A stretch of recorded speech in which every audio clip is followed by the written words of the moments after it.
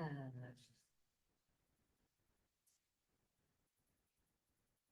Is it recording? I think it is. Okay. Didn't save the message. I can't tell. All right, we'll go ahead and get started. Welcome, everybody. Welcome to the December 8th, 2025 last City Commission regular meeting of the year, starting at 6:01 PM. Thank you. We will go ahead and start with the Pledge of Allegiance. I pledge allegiance to the flag of the United States of America and to the republic for which it stands, one nation, under God, indivisible, with liberty and justice for all.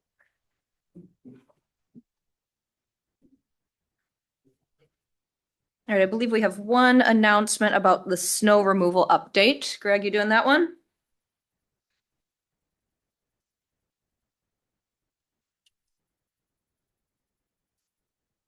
Want to provide the commission a quick update after our first big snowfall of the year. Greg, will you make sure the mic's on?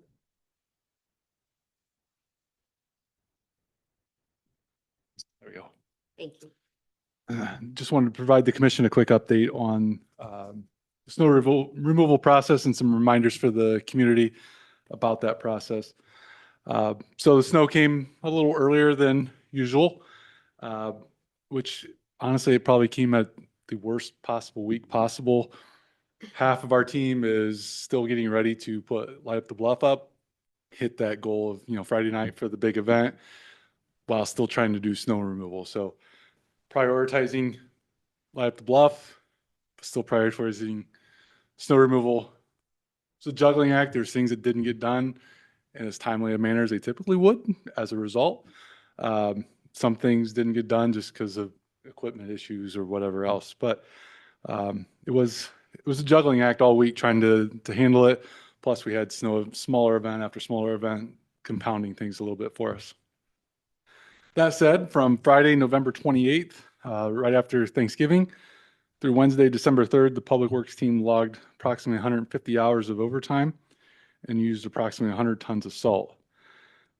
These hours account for 4 snowfall events and hauling snow out of the downtown parking lots and various locations around town. That 150 hours is probably less than what it really is. There were a couple instances where guys came in as early as 12:30, 1 o'clock in the morning, worked up till like 8 and said, I'm tired, and went home and just took that time as straight time instead of staying for the regular shift, which would have been 8 hours of overtime essentially. So it is a lower number than what it probably could have been. Related to all this, few reminders, the streets division's priorities during and after snow events. Major streets are city's initial focus: Langley, Napier, Cleveland, South State, for example, followed by the school route, Kingsley, Morton, Orchard. Some of the majors are part of the school route as well, but those are just a few examples as well. The majors and school routes are generally cleared to bare pavement. These are followed by local streets, just the neighborhoods, dead ends, alleys, which are not cleared to bare pavement, although intersections will be cleared to bare pavement. Priorities for the Parks Division, who is responsible for the light up the bluff, plowing of the sidewalks in the downtown, city parking lots, park parking lots, the non-motorized paths around town, school sidewalk route, and bridge crossings. Additionally, residents are reminded that the city ordinance states that property owners and occupants abutting a public sidewalk have a duty to promptly remove all snow and ice from sidewalks. These are important means of travel for our residents, mail service, and emergency responders. So, before I wrote this, we did have another, after I wrote this, we had another snow event over the weekend, which fortunately didn't require a big response from our team. But there certainly was a response, and I think the guys are ready for a little bit of a break. And the snow seems to be every 2 days that we're getting some snowfall. So, any questions? I know you did say that it's the property owner's duty to shovel in front of their property. Is that both businesses, downtown, residential, everywhere you go? Correct. Yeah. And then is there an obligation to shovel and salt, or is it just kind of clear the pathway? The ordinance states that you're just responsible to clear of, I think it says snow and ice. It doesn't necessarily say salted, but just clear of snow and ice. Thank you for that clarification. Other questions? Yeah, Greg, I worked on my sidewalk for quite a while today, and because of the rain, snow, freeze, thaw, all that stuff, it's almost impossible to get stuff off without ice. Yeah. Or excuse me, without salt. I'm just wondering, does the city have plans, or when would the city likely use the equipment outside of those high impact areas that you talked about to clear sidewalks? Well, we were until that piece of equipment broke down. So we're in the process of getting it fixed. Because of, like along Lakeshore Drive, Mhm. Niles Avenue, where the state is so kind as to blast all that snow up into the sidewalks for us. And it was a wet, heavy, You're right. mashed potato snow that's kind of frozen, snowed, rain, whatever else has all happened. It's just hard for the piece of equipment used to just push it with a plow. So we've been trying to use a snow blower, and the blower broke, but it's just some bearings. We'll get them replaced and get it going again. Okay, thanks. Any other questions? Thanks for the update. All right, thank you. Thank you. Appreciate that. One other announcement, we've been doing this for a little while now, but in the back of the room, we do have some forms. If you want to fill that out, it's a public comment form. Feel free to put your concerns on there, and then are we going to bring it up to give to Abby? Abby. Abby, right here on the end. So feel free to use that form of communication. Now we move on to approval of the agenda. What is the pleasure of the commission? I move to accept the consent agenda as presented. Support. This is just a regular agenda. Oh, I'm sorry, Mhm. the agenda, sorry. Support. All right, Abby, call the roll. Mayor Thomas? Yes. Commissioner Fernandez? Yes. Commissioner Sorolla? Yes. Commissioner Ori? Yes. Commissioner Vetney? Yes. All right, we are now on public comment. This is for items that are on our consent agenda or items not on our agenda at all. Please come up to the podium, state your name, address, and if you wouldn't mind limiting your comments to 3 minutes.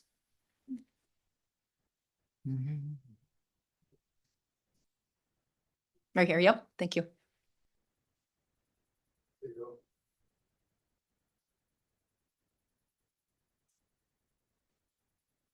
My name's Fred Conchin. I live on the river. My question to you all is, where are we at with the project for dredging the river?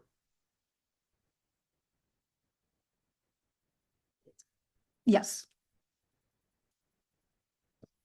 Hi.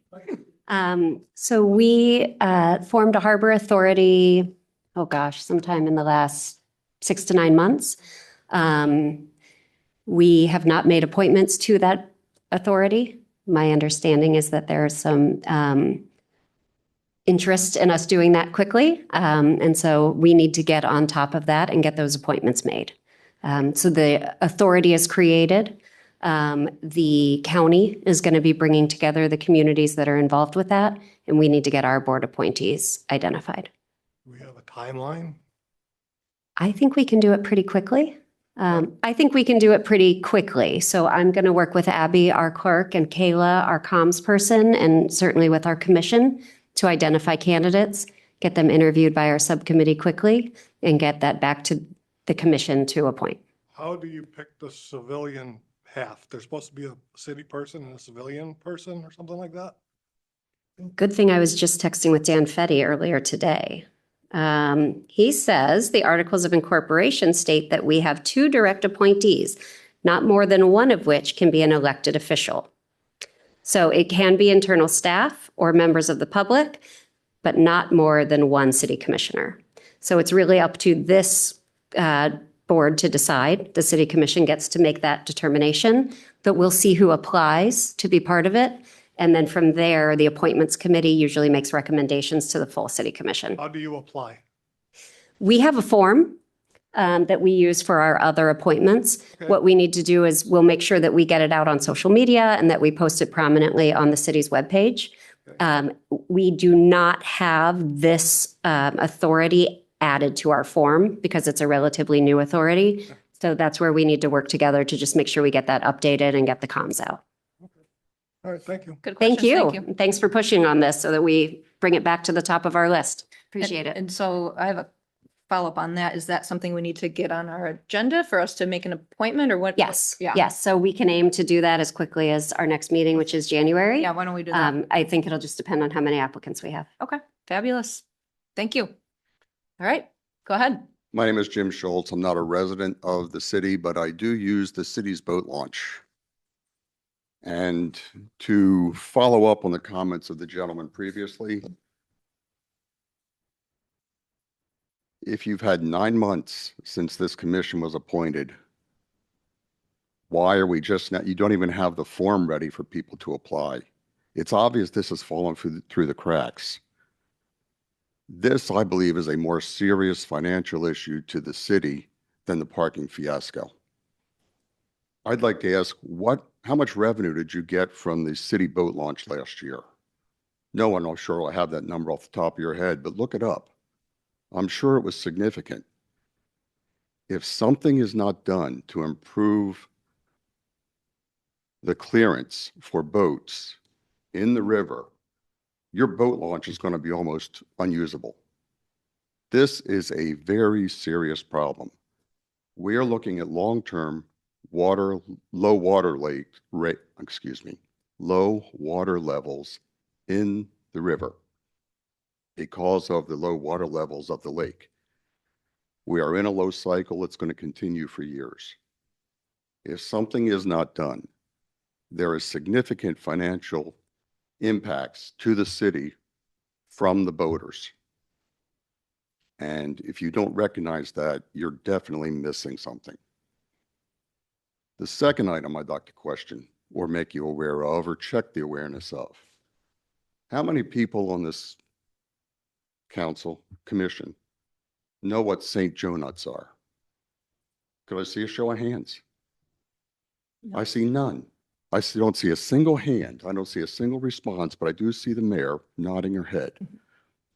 If you are not aware of the reputation the city of St. Joseph has as being one of the friendliest lakes, one of the friendliest commercial ports on the lakes, you're really missing it.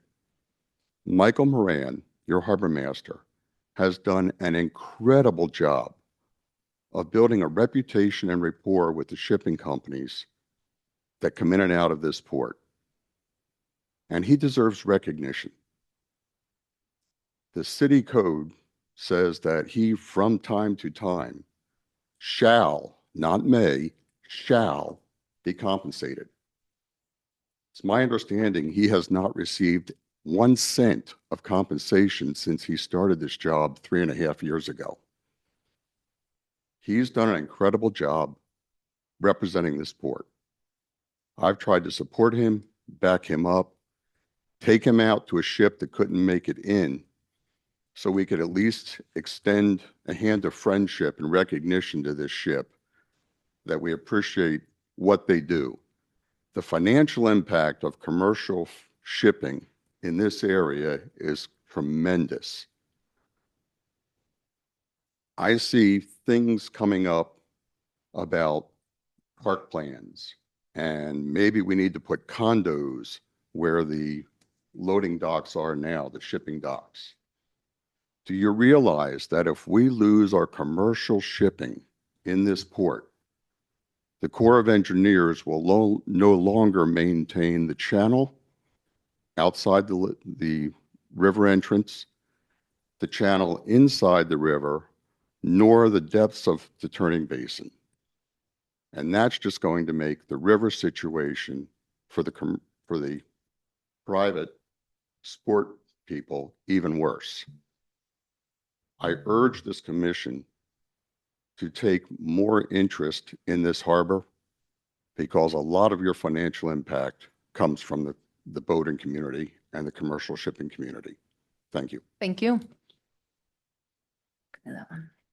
Other public comment? All right. Oh, go ahead. Come on up.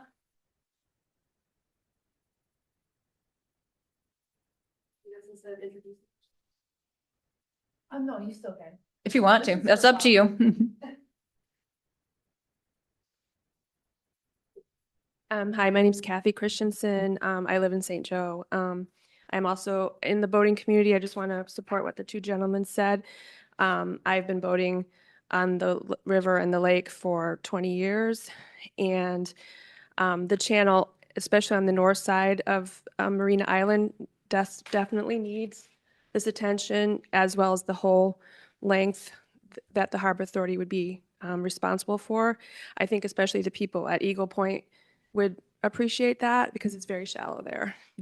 I personally am part of Pier 33, and between all 5 marinas, including the one that St. Joe operates, I mean, that's a lot of, income to the city, to the businesses, as these gentlemen have said. So I would ask you urgently address this issue and appoint a person, working members who will work hard to get the funds, apply for grants, and keep this going.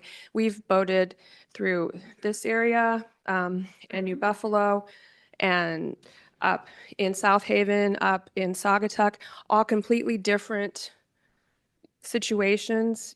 South Haven is more of a party atmosphere. This is, like the gentleman said, a working commercial, harbor and channel with also a lot of pleasure boaters. A lot could be done with St. Joe to improve the situation and bring in even more revenue, but no one's going to come here if they can't operate their boat. I mean, our draft is 3 feet. I can't go on the north side of the island right now. I'll bottom out. So there's a lot of boats that 3 feet's pretty much like the average draft, and they can't go there safely. I mean, they just can't. And that's a lot of money on the line, for repairs if you bottom out or hit something. So please help us out. We're here. That's one of the top 2 reasons we relocated back here was the boating. So if that wasn't here, there's really not a lot of reason for a lot of us to live here. Thank you. Thank you. Any other public comment?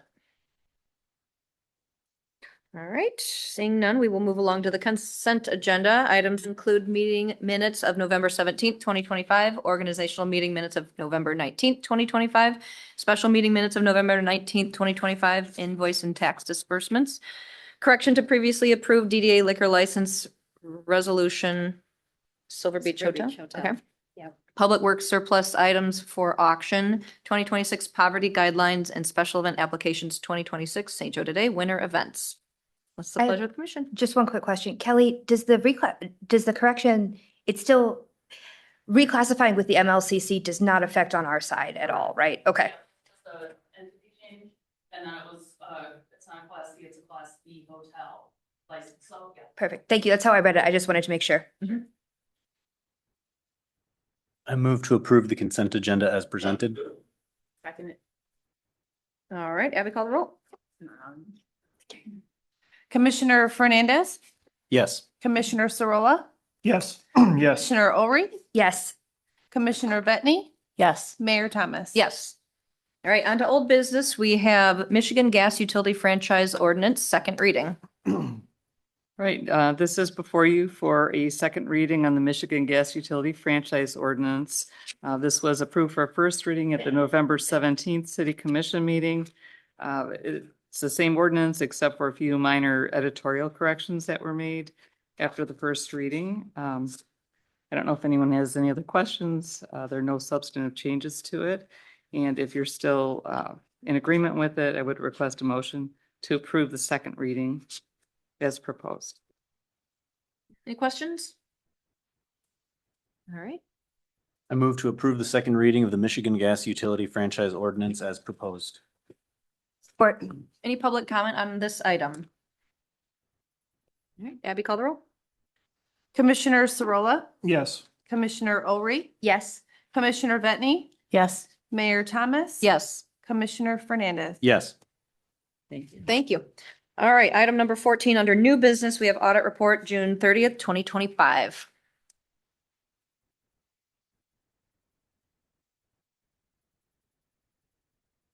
Oh, Emily is pulling up the presentation. I'll introduce Jamie Wilkie from Lauterbach and Amann, our auditor. I want to specifically thank the audit team on their side, Joe Laudout, Courtney Moore, Giselle Wozniak, and Ryan Goldberchek. Great team, pleasure to work with, very patient with me when I have questions. I can't ask for anything more. Sorry, I'm almost there.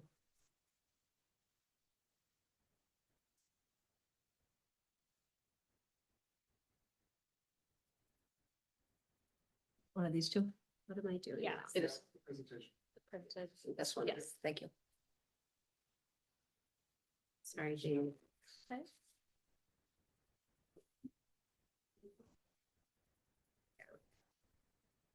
User error, what a shock. Doing better than I would.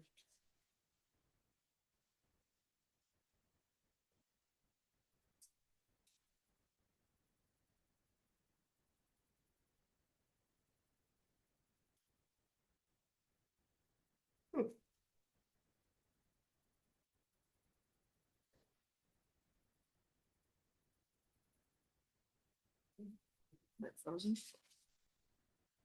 We had IT people come help us with our IT this past week and it, I think commission has printed copies. If I Mhm. start, maybe it'll Yeah. pop up as I go. Does that work for everybody? yes, we Wonderful. are going to take a different route presenting this. Perfect. So in front of you this evening, you should have a few documents related to the audit. First of which is the actual presentation, which will be our agenda, and there we go. So thank you. Second, you should have a very large bound document. That's the actual audit document, and then a smaller stapled report that reflects our management letter. So we'll use the guideline here up on the screen, the agenda to walk through the results. I certainly also want to start by thanking Ben and his team. We had the finance committee kind of deep dive on the audit this afternoon, and I indicated that we had a really clean audit process with the finance department. Really just a few adjusting journal entries. That's actually quite unheard of. It was absolutely fully adjusted, really clean audit, great cooperation. So certainly want to give kudos to Ben and his team. So thank you. We'll start on that first slide then of the presentation.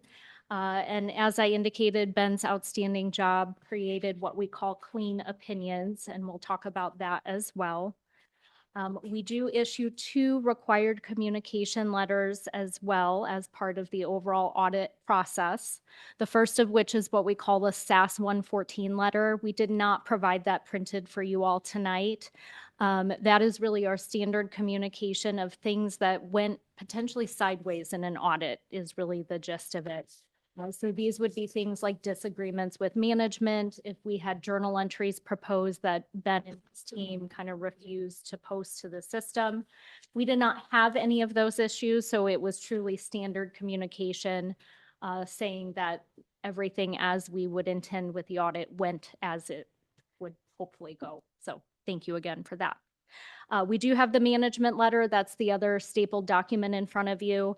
We provided updates to prior year management letter comments or recommendations, so I won't go through those in detail. But one new recommendation this year that pretty much went to all of our local government clients is just continuing IT security awareness.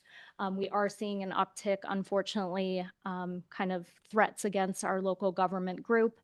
So really just outlining that continued effort to keep that at the forefront of staff training and awareness. So we'll jump in on the next slide. And here we have indicated unmodified audit opinions on the city's financial statements as well as the retirement system financial statements. So each year you are required under state statute to undertake an independent audit. Our firm came in, we started actually about 6 months ago, so there's multiple steps involved from kicking off the audit to tonight's presentation. The goal is providing that unmodified or clean opinion that tells users of the financials that they are in fact free of any material misstatement. As part of that audit process each year, we do also undertake a look at internal controls and the internal control environment. So we are looking at process, policies, procedures, workflow, making sure that there aren't any exceptions in our internal control testing. And I'm happy to report we did not have any exceptions to that testing. So truly a clean opinion. High-level financial results for the year, the governmental funds did report a very slight decrease in fund balance or equity for the year of about $47,000. That's fairly negligible when you look at the activity of all of those funds combined. But I did want to point out that included in that slight deficit was actually $4.4 million in capital outlay related expenditures. So you'll see in the next couple of slides, capital outlay was a significant part of last year's audit and the results. Enterprise funds reported an increase in net position of about $2.4 million. And included in that, I do want to point out actually the Marina Fund. Emily, I think you've got the old version up on the screen, just FYI. I was a little confused. Yes, so I think they're following along if you follow the printed version. Yes. Then I'm going to Then, stop then presenting you're this. good. Yes, I just looked Well, up glad and I could help. realized. So my apologies. No, that's okay. She should have it. Good. Thank you. As I indicated, the enterprise fund, so that's water, city water, sewer, and the Marina Fund, did report an increase to equity or net position of 2.4 million. But I do want to point out included in that surplus is actually a deficit in the Marina Fund of about $587,000. So the net increase in the other funds was even more than that 2.4 million. And we talked a little bit more in detail about the Marina Fund during the Finance Commission and probably continued efforts to monitor those balances, cash flow, et cetera. We'll take a look then at the split of revenues for the governmental funds. So that's the pie chart there on that next slide of the presentation. The city reported about 20.1 million in total governmental fund revenue. So this excludes our enterprise activity. And just wanted to point out pretty typical mix when it comes to local municipalities, about 58% coming from taxes, 16% from intergovernmental. So those would be those state shared revenues, grants, things of those line. And then charges for services, licenses and permits, investment income, all of those pieces are a smaller piece of the pie. I do want to point out investment income was pretty strong this past year at 7% of total revenues. Obviously hard to predict what the market might do in the future, but certainly a win for our clients when we see that type of return. Next slide is the governmental fund expenditures breakdown. So again, this is excluding our enterprise fund activity. Total expenditures were 20.4 million. If you recall in the last slide, revenues were 20.1. That's where we get that very slight decrease in fund balance. Pretty typical spread here on the expenditure side. Public safety coming in at 29%. It's always number one. I said I could probably 100% across the board. Any community, public safety is number one. You'll see public works coming in at 18%. And actually, here's where we're seeing that capital outlay story. Capital outlay at 22% for this year. So that is really the one expenditure on this pie chart that can significantly fluctuate year to year based on timing of projects. So we expect the other ones more closely related to true operating expenses each year. On the next slide, we'll walk through general fund results. So ending total fund balance in the general fund was $4.5 million. Not all of that is available for spending. So we have some restrictions, some items that are committed for or assigned. And so there is actually 2.9 million left in available fund balance in the general fund. And that reflects about 24% of operating expenditures in the general fund. I always like to equate that to number of months on hand. So that's about 2.9 months of operations on hand within the general fund. Current best practice recommendations are don't dip below 2 months. That's what the Government Finance Officers Association states. I would say most of our municipal clients hover somewhere between that 3 to 6 month window. So you're kind of right within that recommended practice. Next slide covers our long-term capital assets and long-term debt. So these are the most material balances on the city's financials each year. As I've indicated, the city continued capital asset investment throughout the year. All funds of the city totaled 20.2 million in new capital assets. So lots of projects happening, significant purchase of vehicles. Many of those were backlogged, and pretty significant projects ongoing in the enterprise funds as well. On the long-term debt side of things, the city actually paid down 2.4 million in outstanding bonded debt. but we did recognize new draws on those revenue bonds of about 13.3 million. Again, that's helping to fund the capital of the 20.2 million. Last slide then, I just wanted to briefly cover pension results and other post-employment benefit, or OPEB, which relates to retiree healthcare costs. The employee retirement system ended the year 95.28% funded. That was a fairly significant increase from the prior year, just over 90%. The retirement system certainly also benefited from strong investment returns during the year, so that's what you're seeing in the results there. The other post-employment or retiree healthcare plan, this is a pay-as-you-go plan, meaning we don't set aside assets. And many of those folks were grandfathered in under old policy. So we expect that liability to kind of come down as people fall off the plan. So we're seeing that this year, the beginning liability was 1.4 million, ending was 1.3 million. And last slide, this is a lot to digest. There's 149 pages in the audit document. I certainly expect questions as you have more time to digest, so please feel free. I'm always accessible with any questions or comments you might have from the audit as well. But really do want to reiterate the clean audit opinions, no internal control findings, and the outstanding work by city staff to prepare for the audit. So thank you. Thank you. I do have a couple of questions Yes, for absolutely. you. And correct me if I'm wrong. Am I remembering correctly that your agency is newer to Michigan? And am I going back in my memory that, do you have a lot of Michigan clients? We do. We've been growing pretty quickly Okay. in this space. Okay. So there's a couple of firms that have either shifted their approach of not doing audits and concentrating on consulting work, or have maybe not been providing the highest level service. So we have picked up a number of your neighbors over the last couple of years. So we are on our fourth cycle going in with Benton Charter Township. So then that leads to my next question. Are you seeing anything in the other communities around that maybe we aren't taking advantage of, or things that maybe we shouldn't be doing that we are, or just kind of curious how we match up? It's hard to make that comparison because we actually work with probably 200 municipalities and each one are unique. And I say that because you have a marina and your neighbor may not. You have other enterprise funds and there are communities that don't run any type of enterprise fund. The revenue split is always uniquely different. Usually they're within some parameters, but each community is truly unique.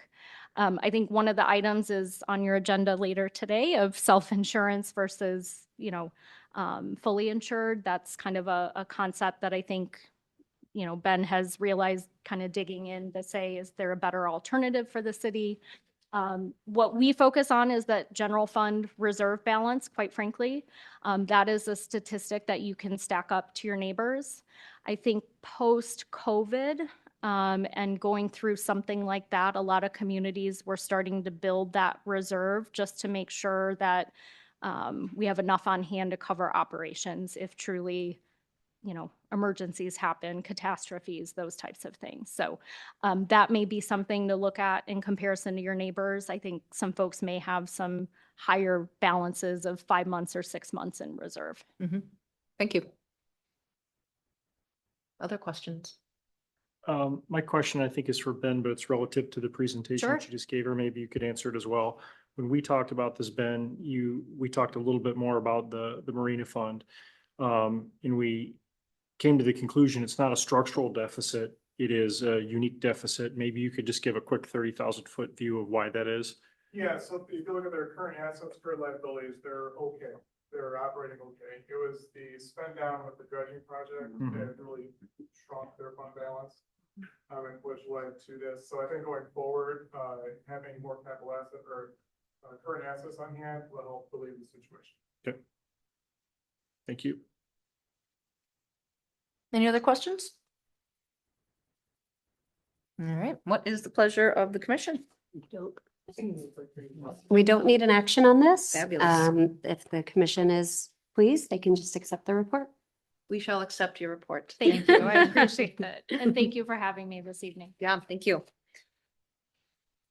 All right, that moves us along to item number 15, computer aided dispatch. Good afternoon. In the 25-26 capital improvement fund, $75,000 was allocated for computer aided dispatch implementation. St. Joseph Department of Public Safety is dispatched by Berrien County Central Dispatch, and most agencies within Berrien County are transferring to this CAD system. Berrien County Commissioners have approved a resolution authorizing financial contributions of up to $11,000 to support police and fire departments, including EMS and acquiring mobile CAD. The resolution and accompanying memorandum are attached. Computer-aided dispatch will improve our response times to calls for service. It'll automatically identify the closest unit available. Improved accuracy ensures consistent data entry and event logging. Better resource management. For the first time ever, dispatch, police, fire, and EMS will be able to see where every unit is within Berrien County. That's never occurred before. We have individual GPS tracking units on our officers' cars, just in case there's an emergency. For the first time ever, dispatch will be able to see every unit in Berrien County and dispatch where that unit is closest to the call to give them accurate information. Enhanced communication, real-time updates between dispatchers and field units, increased dispatcher efficiency, detailed reporting analytics, which will help us determine when the most calls for service are in an area, which will better put our staffing needs there. If we need to increase our staffing, say 5 to 7 at night or 1 to 3 in the afternoon. Improve safety for responders. It'll give them all the alerts, the hazards, prior incidents about the complaint involving the individuals or the complaint we're going on. And enhance public safety outcomes. More efficient operations lead to quicker emergency response, and better data helps agencies prevent incidents and plan for future needs. For fire purposes, the cost for the first year will be $3,213.33 and $646.80 for the second year.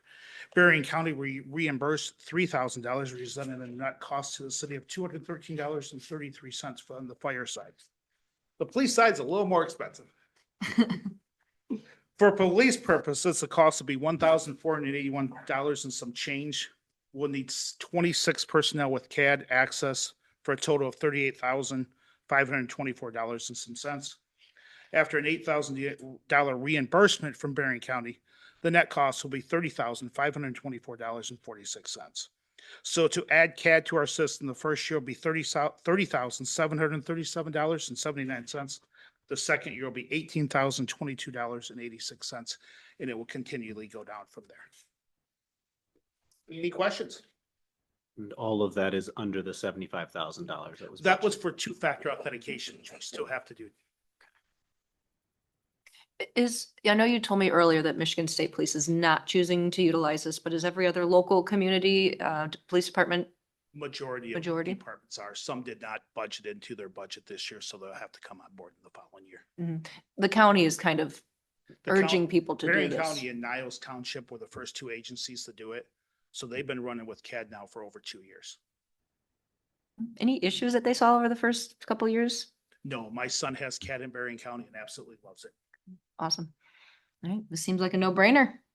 Indeed. Like it, and it's nice to see the county support for something that they're hoping that this will benefit, all of the end user communities, so. It'll definitely help dispatch out. It'll be less radio communications going to come through their mobile CAD, which is going to help them out immensely with staffing issues that they're. Okay, I move to approve the two memoranda of understanding between Berrien County Information Systems and the St. Joseph Public Safety Department in the total amount of $30,737.79 and authorization for the city manager, Emily Hathworth, to execute the agreements. Support. Any public comment on this issue? All right, Abby, call the roll. Commissioner Olry, Yes.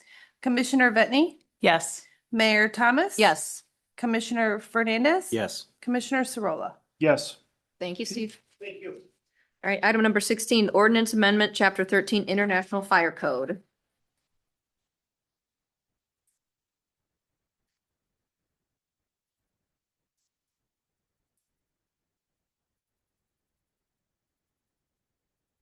I have your name on it. Lori, are you introducing them? Yeah, I'm Yeah. not sure. Do you want me to start and you finish? If you want to start it, Laura, that probably would be best. Okay. She had the I can give an overview and you can give the detail. How's that? How's that? Okay.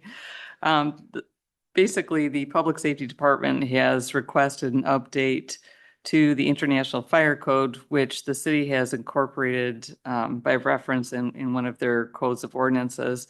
Currently, the regulations in effect are for the 2009 International Fire Code. The update would be to use the 2021 International Fire Code, but some of the appendices would be excluded. The staff memorandum goes through those appendices to explain why the recommendation is to exclude those. Basically, they are not relevant, and with the exception of Appendix M, which is for sprinkling. It tends to be a very hot topic for building construction. There are currently 4 high-rise buildings in the city which would be required to install a sprinkler system in the buildings to update with the code requirements for 2021. And it would give them 12 years to do that. They have other fire suppression systems available that they're using or other means of controlling fire. So by excluding Appendix M, it would not require them to update that. It's very expensive. It can create other issues as well, and it wasn't felt to be necessary. So with that, I'll let Mike and Trudy address some of the reasons that we're going with 2021 and not 2024, for example, and some of the specific Good evening, I'm items. Mike Phelps, I'm Deputy Director of Public Safety. I picked this up from my predecessor's work in December that was working on the update. The fire code is updated every 3 years, so you can see we're significantly behind on our updates. They currently have a 2024 fire code out. We chose not to go with the 2024 fire code because currently Trudy's working under the 2021 building code. So to be consistent, we chose to go with the 2021 fire code. That way it's consistent for our people that are building across the board. It's consistent for us and our enforcement measures. We took a deep dive into this. We looked into each one of these things, especially Appendix M involving the sprinklers. As Attorney Schmidt said, it's very, very expensive, probably upwards to $500,000 per building to do that. Even though they have 12 years, that's a lot of money. I took a look at building construction, occupancy, and current fire protection systems that are in there. And that's how I came about my decision to omit that one from this one. We can always go back and amend it and add these if we have problems. Historically, from talking to people, we haven't had the issues in those as far as fires in those buildings, and that's why we didn't adopt that. Other than that, I think everything is pretty self-explanatory into the memo that Attorney Schmidt sent out. So if you have any questions, I'm happy to entertain those. Thank you. What are liabilities to the city for not being at the most current fire code? The city's not required to update to a certain code. Part of the reason that the building code works in conjunction with the International Fire Code, and the building code it's mandatory that the city adopt what the state of Michigan has adopted. So we're operating under what's currently required statewide for the building code, which regulates new buildings or buildings that are rehabilitated, renovated at 50% or more, and they have to come up to what the current code would be. The fire code would catch the other buildings that are currently existing. I don't think it's increasing liability, but what we're trying to do is increase safety and protection for the public, and by adopting a 2021 code, and again, they work hand in hand together with the building code, so it just makes sense to do that. And this has been brewing for a little while. We've taken a lot of time, staff has, to make sure that we weren't going to adopt something that would create issues, for property owners that were too cumbersome for the benefit, which Appendix M is a good example of, why we took that out. There's still protection there. It's just not exactly what will be required under the 2021 code, which requires that sprinkler system. So, I think, Mike Phelps and Trudy Wilder, they've really reviewed this in depth to make sure that there weren't any unintended consequences by adopting the newer version. It sounds like you're trying to balance safety, but also not making people jump through too many hoops to meet these requirements. Yeah, and with that particular one, if they remodel over 50%, they don't have a choice. So if there's any renovations that are gonna happen in any of those buildings within the next 12 years, they're gonna have to do it anyways. And then they can plan that fund in their construction. I think it's also worth calling out that one of the things we want to do going forward is remain in lockstep. So at the point that the building code moves to 2024, we would advance the fire code as well, so that going forward, we will always be coordinated in that regard. Right now, however, the state of Michigan, just although the 2024 building code is out, the state of Michigan hasn't adopted it yet, so we can't either. Okay, thank you for Yep. explaining that. The year of the code doesn't necessarily relate to the year it's adopted, which is really strange to me, but. Oh, I get how that works. For example, we're still under the 2015 residential. 2014, 2015, 2015. the state is, The state. Consequently. yes, and as such, Mhm. us. I appreciate the effort that you did to put into, the coordination, because we don't want to make things more complicated, where your two sets of ordinances that you're enforcing are conflicting with each other. So thank you for that. 2009 to 2021 is, going to be some good updates in there, but ideally we can be better at this and simpler at this in the future, just all around the board, not just in this area. But just wanted to say I appreciate your effort to keep our end users, our residents, in mind, to create that consistency for them. One other way that it will help the residents is that we get an ISO audit. Fire department and building department to make sure that we are under the correct codes and that we do the red inspections and they audit how many, and that helps our rating to help with our insurance premiums through the whole thing. Other questions? All right, what is the pleasure of the commission? I move to approve a first reading of the ordinance to amend Chapter 13, Article 2, Section 13 through 16, adoption of International Fire Code of the City of St. Joseph, Code of Ordinance as presented. Second. Any public comment on the matter? All right, Abby, call the roll. Commissioner Vetni, Yes. Mayor Thomas. Yes. Commissioner Fernandez, Yes. Commissioner Sorolla, Yes. Commissioner Aubrey. Yes.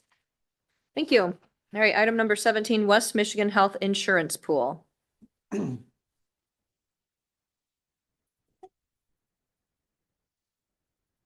Okay.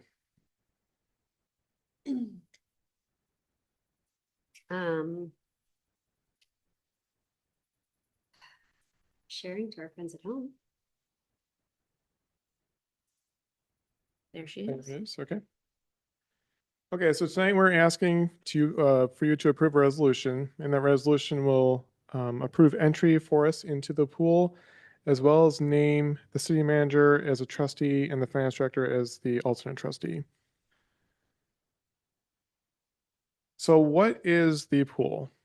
The West Michigan Health Insurance Pool was created in 2005 to help Michigan public employers. Currently, as of July, there were 244 members, and that was 142 schools, 11 community colleges, and 91 local governments. And all those covered about 23,000 employees and about 45,000 people covered. To join, you have to commit to a 3-year cycle when joining. Each entity assigns a trustee. So you, as the city commission and the people of the city of St. Joe, also have a say in how it's run. If you have good claims, you can experience a benefit by a lower increase in your rate. However, also if you have bad claims, you could see a higher increase in your peers, and I'll show that in the next slide. Also, they have many different apps and free programs for us as a benefit also. Next slide, please. Okay.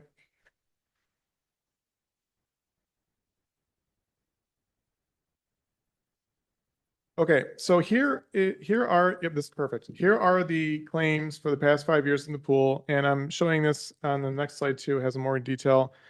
But if you have a good experience, you can be the bottom line, the black line at the bottom. Bad experience, you'd be at the top. However, most people will be in the middle. And I need to stress that these rates are not apples to apples comparison to our rates, which I also show later because we are self-insured, which is a different mechanism than is fully insured. So I just want to make sure everyone understands that. Next slide. So then of that prior slide, here is the breakdown. We had 9 members who had only a 5.3% increase. But then down at the bottom, there were 14 members who had a worse experience and 12.85% increase. Overall, 9.1% last year. So I'm trying to show if we do have good experience like we have seen in the past for the self-insurance, there may be a benefit to us also in the pool.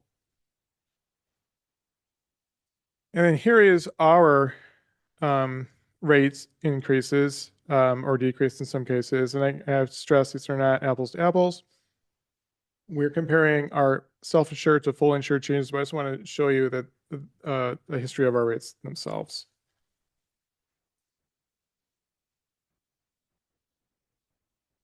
And next slide, please.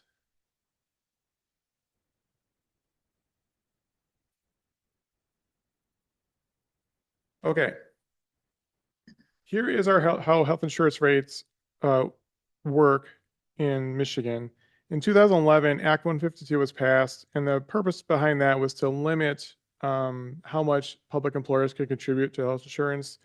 Before that, some entities were 100%, the employer would pay 100%, others were different ratios. There are 3 options. There's a hard cap, you can be exempt, or you can be an 80-20. We chose 80-20, which is, in my opinion, the best, perfect middle ground.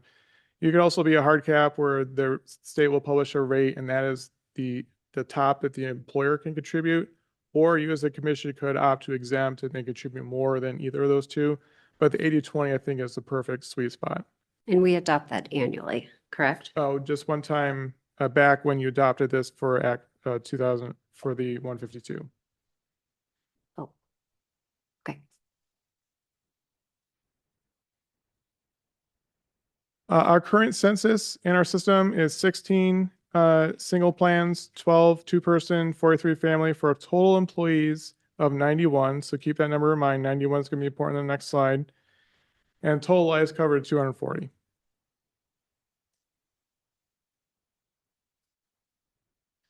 Okay, this is a chart that was taken from the Gallagher benchmarking survey. I'm highlighting that line for under 100 FTEs. What I'm showing here is 75% of the surveyed entities were fully insured, 10% like us were self-insured, and 15% were level funded. That 10% is not exactly the majority, right? We are in the minority in this.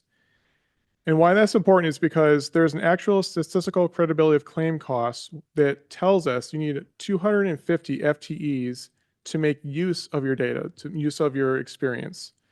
The smaller the organization, the less credible that would be with variances. So what that means is, even though we're self-insured, we're still buying insurance. It's called stop loss. And we were buying the lowest you can buy, which is 35 grand. And what that equates to is it's expensive. So what that means is of the employee contributing the deductible, and then the employer will pay actual claim costs from the deductible up to 35 grand. And over 35 grand, we buy insurance and insurance will cover that. But it's that middle difference that's the actual expense that we're getting hammered with right now. Mm-hmm. So on top of that, we're also paying expensive insurance for that stop loss. So it's kind of a 2-factor problem we have right now. Okay, so here is the self-insurance fund, the 690 fund. On the left is the revenue expense. And what we just saw with Jamie, the 2025 actuals, we had quite a bit higher expense, which is the orange line, than the blue line revenues. And we had budgeted this year. Remember back when we were talking during budget about this time last year, we were talking about the self-insurance fund being in a little bit of trouble. And so we accounted for that for the budget going into this year. Then on the right-hand side is the fund balance. And there are 2 lines here. The orange line is accounting for the runout, which is when you switch from self-insured to being full insured, you're going to have some claims that come through and cycling through. And there's a gap there, about $371,000-ish dollars. We won't know that until we actually switch. But that amount of money is what we're gonna have to pay for as they continue cycling through the system while we're fully insured. So we're gonna be paying for those self-insured claims after we become fully insured. So I'm trying to demonstrate with the orange line, our fund balance is really lower than what it will show on the financials because we have to pay for that run out. Okay. Okay, then the next slide, these are our actual expenses, the invoices we pay every month. There's quite a bit of volatility here. So moving to fully insured is going to help that problem. What I'm hoping for is down at the bottom, I have that chart there for the average per year. And you can see the average is pretty high. And right now, just for the 3 or 4 months we have of experience this year, we're paying $164-ish thousand. Under the current census in pool, it will change slightly because we're gonna have people, a new open enrollment, so people could come on with families or move back to doubles or whatever. We're estimating 142, 143 grand. That's the gap, the 164 to 143 that's gonna save. That's the savings we will see.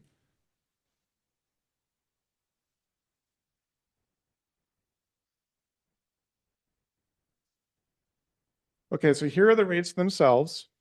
The top chart is our current self-insured rates, and the bottom one is as the rates will be in the pool.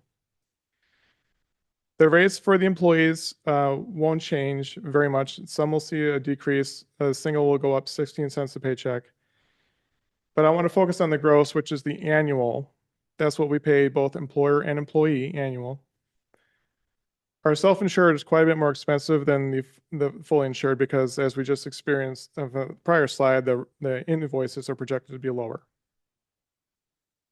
So by moving to the pool, these costs will also decrease.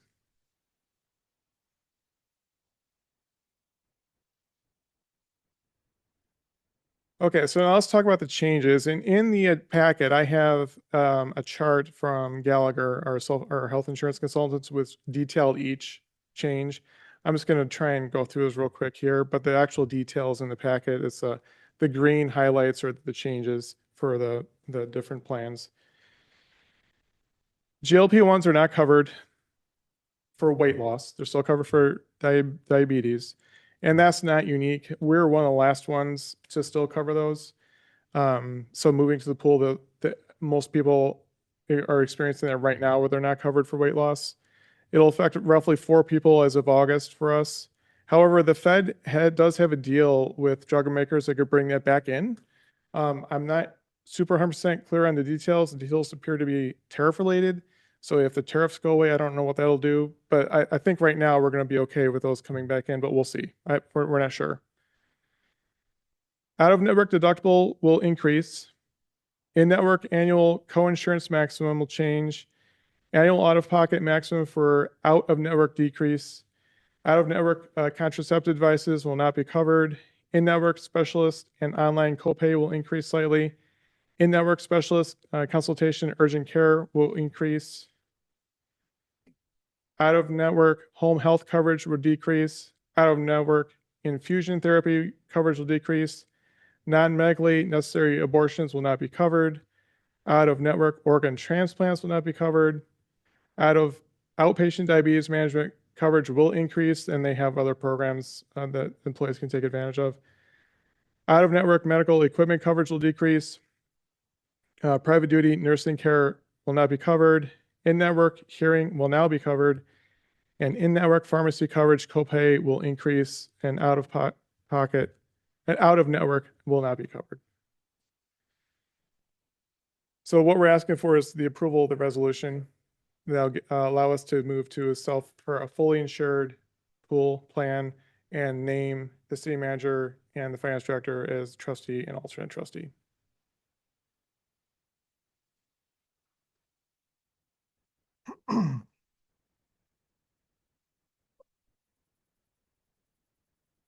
Any questions? Is that it? That's Okay. it.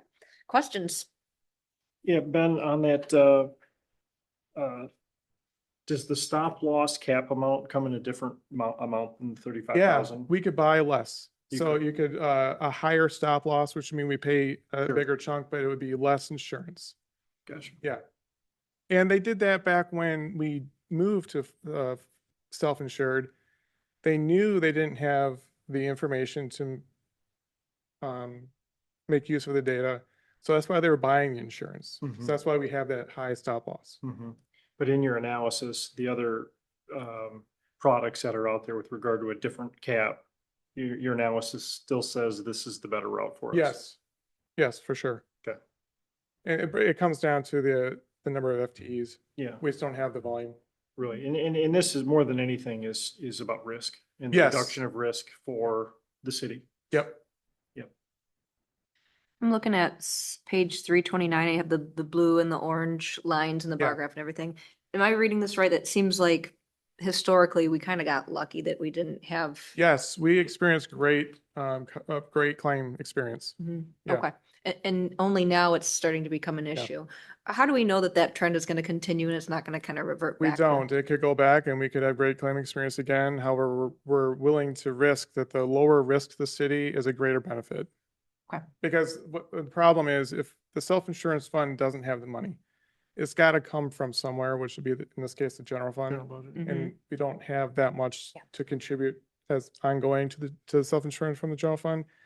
The alternative is to charge higher rates, but that is an employee and employer contributions, so that we'd have to negotiate with unions.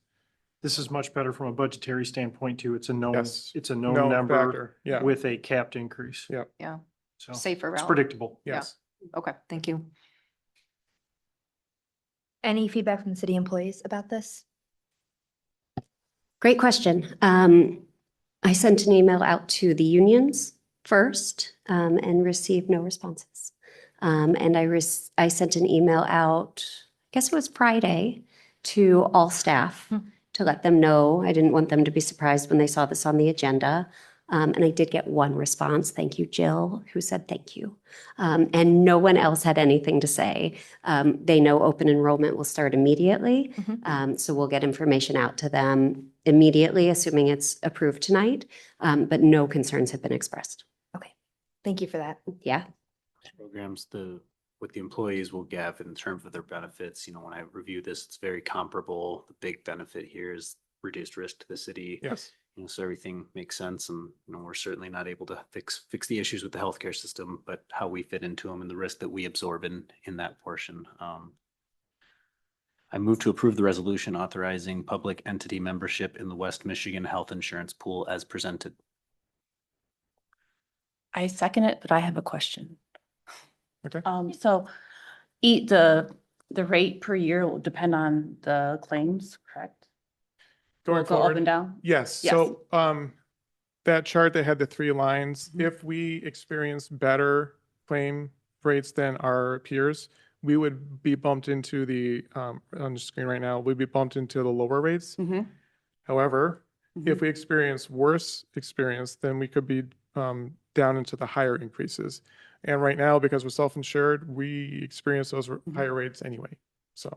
So I was hoping if we adopt this, that we could have some education on the staff and say, don't always go to the ER for Oh, simple yeah. things, and show them how expensive it is and how it'll benefit for them if they do that. I agree with that completely. I think no matter what we do from a health insurance perspective, there should be an educational component that we are not maximizing right now. We get some information out sometimes. The impression that I have, and I'm not trying to profess to be an expert on what the pool will look like, but the impression I have is that they have those kinds of educational materials. They have apps and other things that we can use, do. I think, to inform our staff. And the more that we can be, and we talked to our insurance consultant about this as well, the more we can be proactive in making good health choices, the better off we are in the long term, right? And so we really do want to educate our population to make sure that they are making responsible choices, going and getting their checkups every year, and that we're preventative wherever we can be. So I absolutely agree with you on that, and we'll leverage whatever the pool can offer. It'll help the bottom line, plus you'll have seats in people at the desk to Yes. serve the residents. Yeah, Yes. the cool thing too is if there's something you don't like, you now have a voice in how it's run. So we can help make changes. Thank you. I think it would be interesting data if it can be pulled. What percentage of employee cost, overall cost is attributable to healthcare benefit? What is salary, et cetera? If there's a way to break that down today versus 10 years ago, or establish some type of a trend.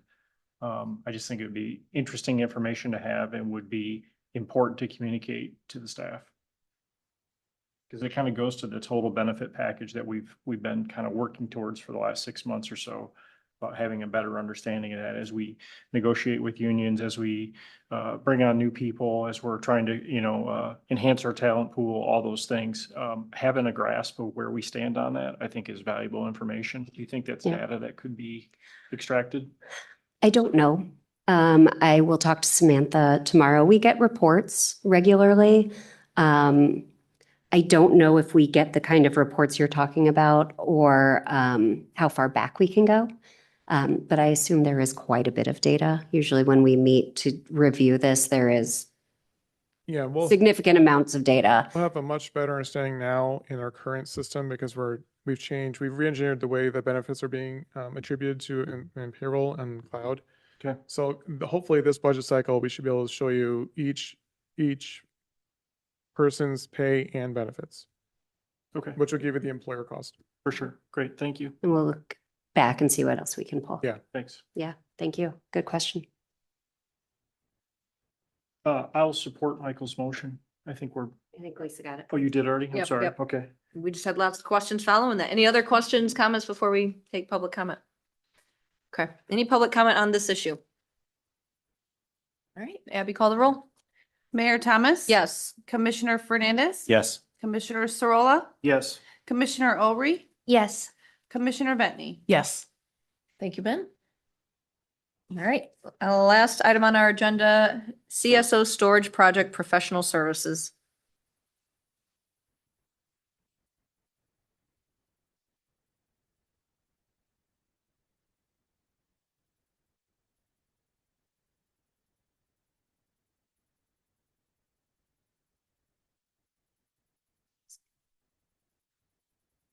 Is this the first slide?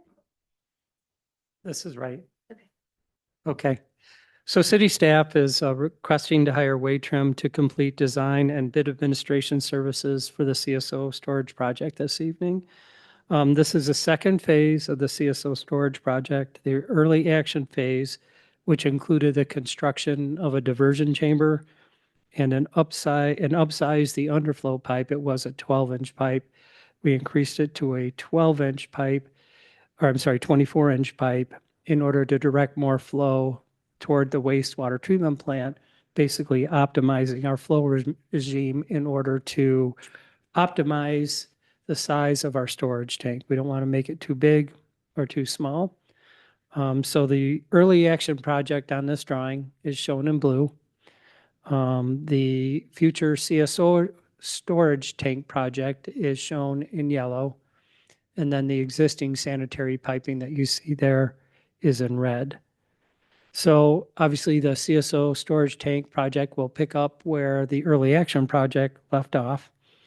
Currently, we're looking at about a 1 to 1.2 million gallon volume size tank.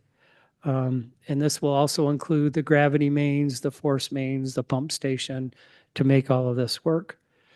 The project is complex. It involves a lot of different disciplines in order to get it done. We have hydrologic, hydraulic, geotechnical, structural, civil site, mechanical, electrical, and control specialists that have to be involved with it. And you're going to see that when you see the fees at the end there. Maybe a little bit of sticker shock on that, but they are within reason when we look at the construction cost. Waytrim was hired originally as part of a QBS process. That's a qualifications-based selection process. The reason we went that route is because we try to take advantage of Clean Water State revolving low interest loan funding. We sometimes get some grant benefit from that too. The EA project was actually funded through a low interest loan. I think when we met with the audit committee earlier today, they're basically saying that's a really good source to go after to fund these infrastructure improvements. We are applying for CWSRF funding for the fiscal year 27 project here. There's of course no guarantee that we will get it though. Can you go to the next slide, please? So before I talk about a few of the details of the CSO storage project, I wanted to go back and recap what we did as part of the early action project. And the main component was a diversion chamber. And the goal of that diversion chamber was to control the flows without having to use mechanical valves and actuation, which this doesn't happen a lot. These events don't happen a ton, so those can fail. And so when you go to use them and they don't work, the system doesn't work, right? So there's a lot of thought put into this diversion chamber by the hydraulic engineer at Wade Trim. I will describe a little bit about how the flow works there. Basically, you have the two green arrows, the one on the right, and that is, or kind of towards the bottom, that's our sanitary interceptor, central ravine interceptor. About 2/3 of the flow of the city flows in from that direction. I believe it's a 36-inch pipe. The flow on the other side, it just comes down Broad Street Hill. That's a smaller collection area. Once it comes in there, it flows towards the wastewater treatment plant, towards the new 24-inch underflow pipe that we built as part of the early action project. Again, that 24-inch opening out of that structure actually has a gate. So we can adjust it because we can't, what we send to the plant can't have an adverse impact on them. And so what we're trying to do is slightly increase the flow to the plant to optimize the size of our storage tank again. But we can't cause issues with that. And we actually are going through flow monitoring and hydraulic modeling with Wade Trim right now that the commission authorized several months ago. That's a year-long process, but that's to right size the storage and to make sure this all works the way it's supposed to work. So dry weather flow I kind of described. Now when it rains, you have a lot more flow, rises up in the structure. The first thing it's going to do when you look at that diversion chamber is it's going to follow the blue arrows. Those blue arrows will, it's a weir is what it's called, that notch in the wall, and it'll direct it to the new pump station that's going to be built as part of the storage tank project. It will pump, that pump station will pump it up into the tank, and there's a controlled release that goes back down. We're trying to attenuate the flow so that we're not sending too much to the plant. And the final flow regime that you see through there is those red arrows. About once every 10 years, this should be designed to actually allow a diluted sanitary waste overflow. Eagle has a policy through their, so it's called an SSO program, a sanitary sewer overflow program, which is what we're going to convert to when we're done with this, that allows that to happen. But we want to make darn sure all this works right. We have some very talented people at Wade Trim on working on that to make sure that happens. So I already talked about the flow monitoring that is underway, so I can go on to the next slide. So moving on to the storage tank, again, we talked about this a while back. The commission approved siting it at Public Works. We had gone through quite an analysis to pick the best location for it.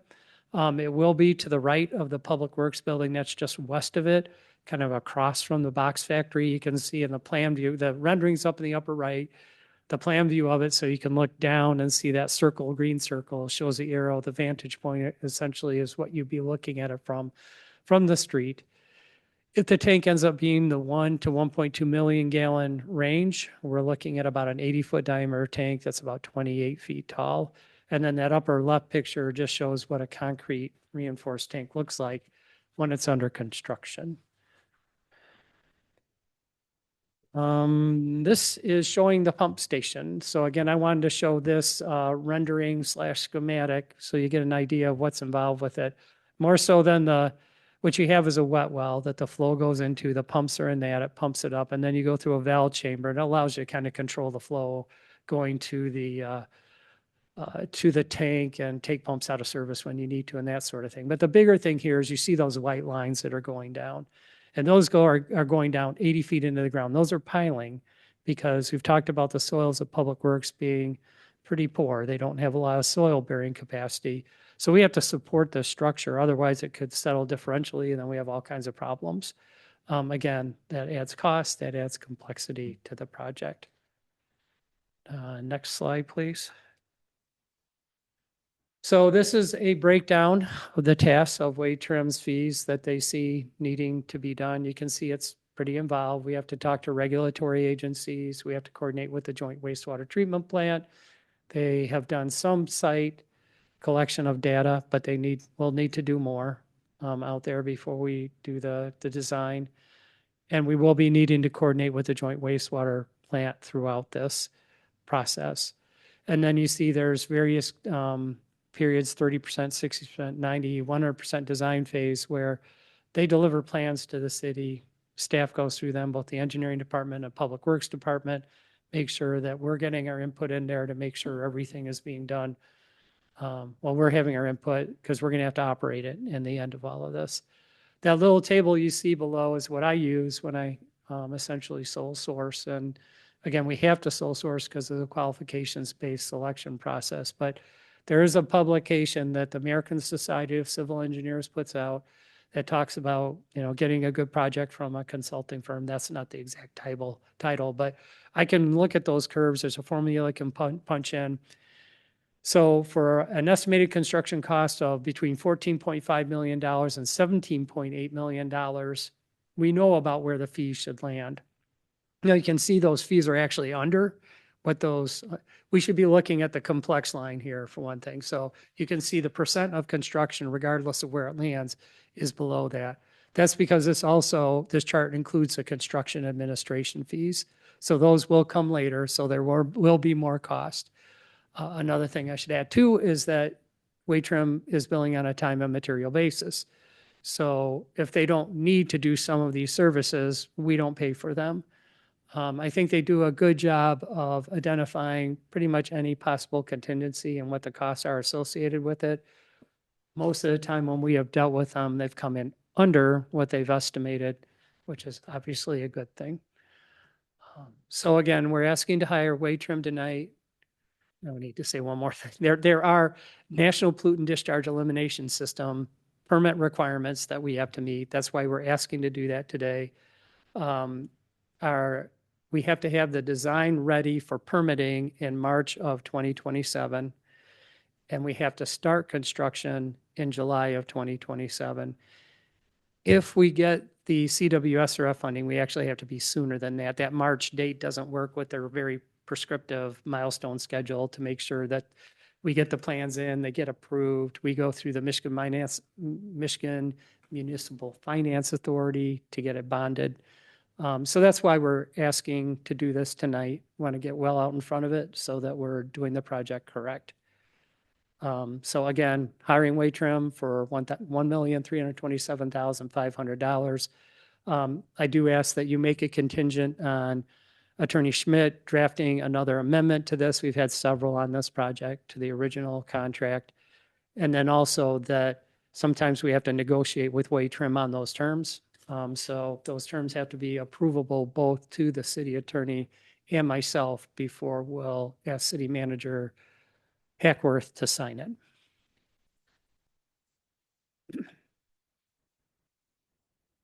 Thank you. Questions? Yes. First of all, on the time and material, is that an estimate only, or is it a cap that they provided to us? Can they exceed, because it's time and material, can they go beyond that? The way the proposal and contract will be written is at a time and material not to exceed. Okay. They actually just had not to exceed, and I told them, put the time and material back in there so that everyone knows you only can build up to that amount. But it could be But less. if you're under that amount, well, whatever. If they get to a point and they find something that we really didn't expect, I'm going to have to come back to the city commission and ask for more money. And then I was gonna ask, is there a way that you can provide to the commission the total cost to date? I know we have the estimate of the construction, but there was modeling, there was engineering, or initial engineering, there was, the early action project, all these different levels. That's not included in the 14 to 17 million, correct? No. Like, for example, the approximate $5 million CSO early action project isn't in that number. There was other studies that they did. I can go back. Every time I set up one of these, I have spreadsheets that I track all the cost in. I would have to go back and dig. Like, for example, the CSO Early Action Project, it takes a while to close these out, so I can't tell you that exact amount.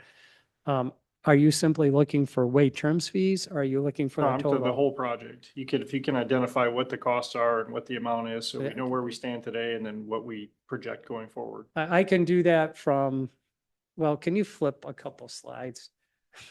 Which direction? Down or lower, keep going. You're going backwards, I'm sorry. I told you the wrong direction. That's okay. Okay, so our CSO compliance program, this isn't all way trim.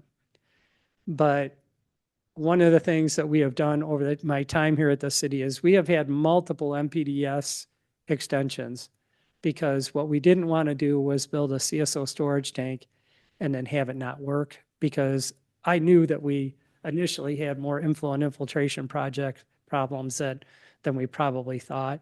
And we found a lot of them. So there are a lot of separation projects, and there's been a lot of sewer renovation, lining projects, replacement projects, that sort of thing done on the system. So in today's construction dollars, I think we've easily spent $50 million. And by the time we're done with all of this, over the 25-year period here, we're approaching 100 million that we put into our system.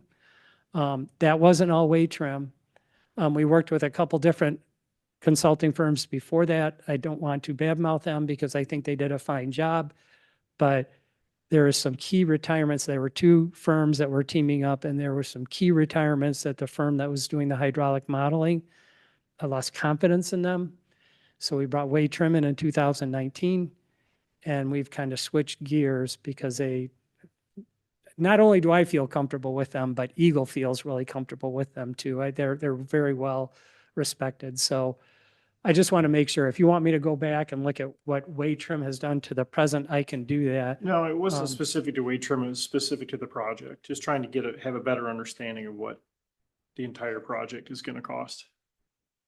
The compliance program project? Correct. Everything that's led to the concept and construction of the CSO. Okay, well, yeah, I'm getting what you're saying. Okay. And I think that really goes back to around 2019 when we really got to where we are today. Right. Yeah. And I can get those costs for you, Yeah, certainly. that's all I'm looking for, not going back to the. Right. Well, and the other thing is my mind's turning because we, like you do Church Court and Wayne Street. We ripped up all three of those streets in 2003, separated sewers. So we got water main, right? We've got sewer, right? And then we got the street above it. So you got to split all those funds too, and it makes it. No, I get it, but that's part of the broader sewer program in general. I'm talking about specific to the CSO. Once the recognition was that we're going with the CSO, from that point forward. Does that make sense? It makes sense. I will tell you that we've had a permit for decades. I mean, it wasn't until 1999 that the city commission really said, I think there was a combination of heat being put on the city by MDEQ at that time, but also the city making a commitment that we need to take care of this. We need to make sure we're providing clean water and we're meeting the intent of what's going on. And at the same time we did that, this was before my time here, so I'm giving credit to people before me. A lot of times you curse them, right? But they really did a good job on this. The fire flows were poor. And so when we open cut the street, it made sense. We were replacing water mains. We did hydraulic studies for that too. Strategically replaced hot water mains. So there's a lot of improvement done to the city, kind of getting out in front of the whole asset management programs that the state is really promoting now. So we kind of jumped out ahead on that, if you will. I think that Tim and I can take a stab at the numbers that you're looking for. If you feel like anything's missing, we can always add it. But I think we can go back to the right point in time and give you the full cost for the CSO. Great. The last question I have is regarding when you said 2027, that's going to be a big year. And I'm starting to think about the construction phase starting in June, you said, of 2027? The construction phase right now will start in June of 2027, based on the current plan, and contractors change stuff on me all the time. But the idea there is they're actually starting on the Morrison Channel. That's going to be quite the project for them to install the outfall, because MDOT's taking all the stormwater. It actually goes more to the west and down Port Street and down State Street right now. It does go other locations too, but a good portion of it does that. They're going to redirect that and take all their flow down to next to the jail. Okay. And that's going to be quite the project. So they really won't get up into the street until after Labor Day. Because we're like, the summer's a lifeblood for our merchants. Sure. We want to try to impact them the least possible.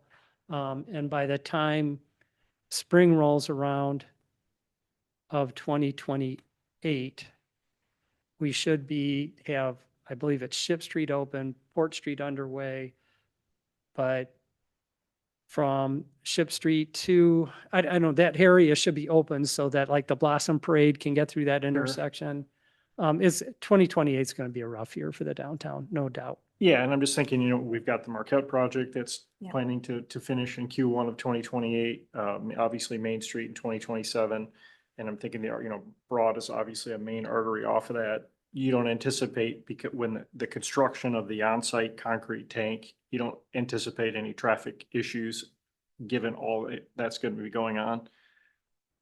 I don't. I mean, we have Langley that we can bring them in. Probably not ideal, but they'll be able to get there via Langley, which is a major street. Okay. So, no, it is going to be a big year. Yep. We were trying to, the Upton Phase 2, we put it in 2028, figuring this project would be mostly done, and now it looks like it's going to be the heart of it. So that'll be, of course, it's north of the river, so it's a little farther away, but that'll be underway too. Okay. All right. Thanks, Tim. Other questions? Asset management is no easy thing. All right, what's the pleasure of the commission? I move to approve hiring Wade Trim for professional design services on the CSO storage project as outlined in Wade Trim's December 4th, 2025 proposal on a time and materials basis in an amount not to exceed $1,327,500 to be paid from the sewer fund, and authorize the city attorney to prepare an amendment to Wade Trim's November 10, 2023 proposal as amended to incorporate the approved services subject to terms acceptable to both the city engineer and city attorney, and authorize the city manager to sign the amendment on behalf of the city. Support. Any public comment on the matter? All right, Abby, call the roll. Commissioner Fernandez, Yes. Commissioner Sorolla, Yes. Commissioner Olry, Yes. Commissioner Vetni, Yes. Mayor Thomas. Yes. Thank you. Thank you, Tim. All right, that concludes our agenda items, so we will move along to city manager comments. Thank you. I've got a few. First, I just wanted to thank the Public Works team for their incredible work on snow removal. As Greg spoke about earlier this evening, no easy feat, especially this early in the season.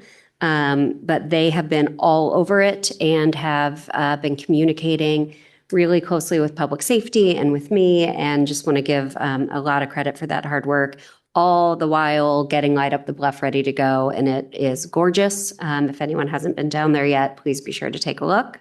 The Rain Dog Parade, the Hackworths were in for the first time this year. I stood on the sidelines and waved, but it was darling. Someone used to say it's the cutest day downtown, and whoever said that was right.